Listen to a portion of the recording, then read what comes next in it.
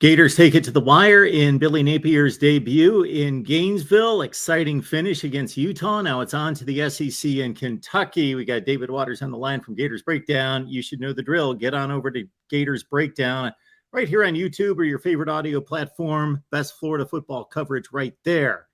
David, how's it going? Going good, Mark. Going good. A lot of excitement in Gator Nation right now. So trying to keep up with it all. For sure. So we can call it lucky, we can call it clutch. Where do you draw the line in between those two extremes? Hey, going against the number 7 team in the country, you take a win any way you get it. Billy Napier's first game, you take away any way you can get it. And look, I mean, yeah, however you want to define it, that's up to your personal belief and how you want to view the game there.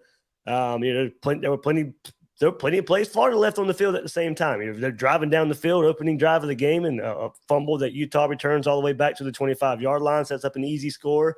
But then, Cam Rising had shown the propensity to struggle in the red zone in his career so far at Utah when the field gets condensed, and then you put those Florida athletes in a condensed little setting right there. Florida's athletes were able to take over a bit in a couple of times in the red zone. They had a goal line stand there for Florida at the same time, and then that last drive, Mark, that you're referencing, whether you want to call it luck or whatever, Florida dropped an interception that would have ended the game 4 or 5 plays before that. The game shouldn't have even really come down to Utah driving down the field right there at the end. Now, don't get me wrong. Utah had drove up and down the field on Florida in the second half of that game. The great halftime adjustments by them by coming out basically jumbo package with 3 tight ends at times and an extra offensive lineman at times. Florida didn't really adjust all that well. You could tell that kind of maybe even caught them off guard a bit in Utah doing that, changing those. But kind of going to the end of the game there, that could have ended a little bit earlier for Florida.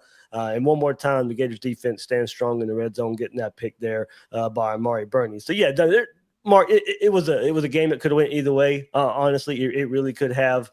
And look, that was a game I was expecting. I had a 30-27 Gator victory. It was 29-26. That was a point off both ways right there. And the game pretty much played out like I thought it would. I knew Cam Rising, his running ability, would cause an issue for Florida.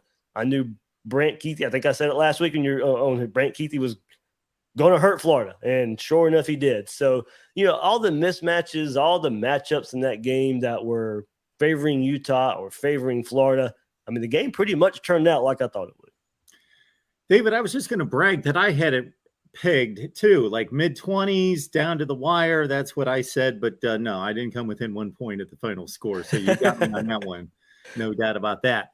And folks, we know this is not a Utah show, but I got to ask this question because I'm sure you watched that final play like 18 times. I saw it live and I saw one replay and I just thought, Cam Rising, I understand maybe he didn't see one of those linebackers, but even if Burney doesn't make that interception, he was trying to throw it through 2 guys to a tight end who was sitting on his rear end in the end zone. What was he trying to do? Yeah, he wasn't open either way, and you just had a guy step in front of it. I don't think the pass would have been completed anyway, but at least at that point, you live to play another down. And there was still plenty of time on the clock. I think it was 28 seconds, left. So they still had more opportunities. The one thing you could not do was turn the ball over and not give yourself an opportunity again. And that's exactly what happened. And it was kind of very similar, as I mentioned, Ventrell Miller, who had an awesome game, by the way. Glad he was back because he needed to be back and help. He was all over the field making tackles, stopping that run game when it could be stopped. And as I said, very similar to linebacker just kind of drifts into the passing lane, dropped that interception. Florida kind of did the similar thing, much more compact there in the end zone, of course. But it was something that I guess Florida had studied right there with Cam Rising. When they had to pass the ball, should have been a pick earlier and then sealed it with a pick anyway. So I'm sure you weren't surprised with Anthony Richardson's performance, and certainly NFL scouts were not surprised with his performance because they knew what he could do before we all watched it. But I think a lot of people across college football were like, oh, wow, he put it together for a full football game against a good defense. So kind of evaluate his performance. Mark, I think, and maybe rightfully so for college football as a whole, they went back to Anthony Richardson's first start versus Georgia. And that's about all they remember. And look, Georgia made a whole lot of quarterbacks look bad last year. And one making his first start against a staff that was pretty much checked out, you were going to get that type of result last year in Jacksonville. So you fast forward a year. That's what a lot of people remember about Anthony Richardson. As I said, as a whole, if you're a casual college football fan, okay. I mean, I'm not taking anything away from you. That's probably what you saw last year. But there were some special plays last year too. That's why a lot of Gator fans were happy. That's why if you followed closely, a little closer, you could see there was some potential right there with Anthony Richardson. And then, yeah, we saw it on full display. Finally, an off season where he was the guy. He was taking the starting reps. An offense built around him, an offense where Billy Napier can figure out the things he does well, build an offense around him. And we saw it. And we saw him make plays where, the play was broken down and he makes the play anyway. Or as I said, some stuff that built around him. Florida got him on the edge a bit, used some bootlegs, flooded some wide receivers into his, make some easy reads. And he made some really good throws too. I mean, a 3rd and 15 Florida needed earlier in the game, wrote it in there for a 3rd and 19, for a 19-yard conversion. And one of the best throws you'll see over the weekend right there. And then the, of course, highlight play with the 2-point conversion and spinning around and pirouetting and find an easy throw in the corner of the end zone. I mean, yeah, he did it with his arms. He did it with his legs. He did it with, called design plays. He freelanced and made a 45-yard run for a touchdown there. Yeah, I mean, not completely surprised, Mark. I mean, maybe he did some things I didn't expect to see, like just pure special plays. But for, stat-wise, what he was able to do with his arm and his legs, not much of a surprise. Definitely would have made Steph Curry proud on that, that crazy fake, and then bam.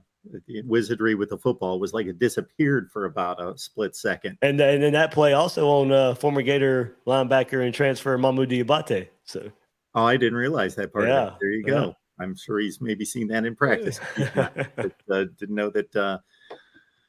I guess we don't call him AR-15 anymore. No, just AR. Just okay.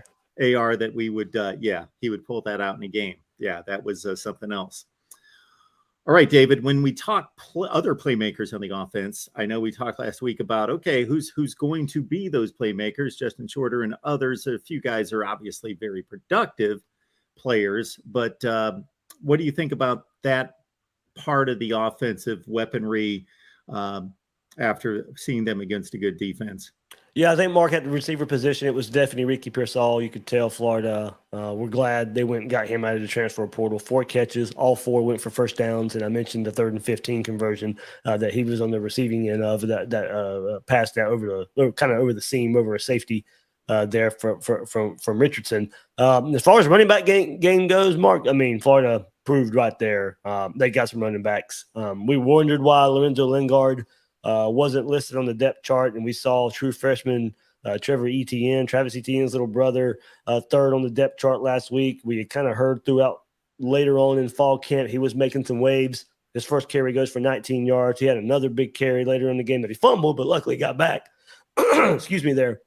But really come in as a true freshman, played really well on the big stage. Montreal Johnson lived up to what he was billed as coming in from Louisiana, overcome an early fumble that led to an easier Utah score on that first drive right there. So, yeah, Florida's deep at the running back position. We thought they would be. They proved that to be so. So, Florida's going to be deep at running back. Probably still need to see some more at the wide receiver position. Ricky Pearsall is there, of course. Will Florida even – there's a balancing act, I think, right here with Florida's offense. And as far as, if there was something that maybe lacked last week, it was some deep passes down the field. Wasn't needed. You won the game anyway. You're going to be a run-focused team. I think Billy Napier, especially late in the game, wanted to eat clock, wanted to beat up Utah.